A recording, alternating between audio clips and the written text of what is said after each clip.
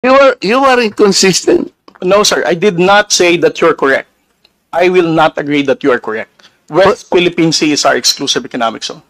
Eh, Mr. Chair, wala tayong dispute that. Sinasabi ko na nga sa iyo, yung sinasabi nating West Philippine Sea is our own exclusive economic zone.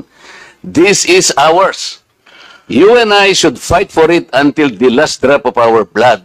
Ang sinasabi natin dito, kagaya ng nire-request ng CICC, let us educate our people sapagkat ang alam ng mga tao, lahat tayo, ang alam natin, nakarehistro na. Ang sinasabi ko, hindi pa po nakarehistro. Ikaw ba pwede kang mag-enroll sa isang eskwela nang hindi ka nag-register, nang hindi ka nag-enroll? You answer my question. Of course, sir, there is a legislation. Kaya hindi pa nakarehistro, Mr. Chair. This is the only point. Let us not create a mountain out of molehill. Bigla mong sasabihin, in response to what I said, tathang isip, o blah, blah, blah, at lumabas sa traitor. Hindi ka man lang gumawa ng effort, for example, na I did not say that.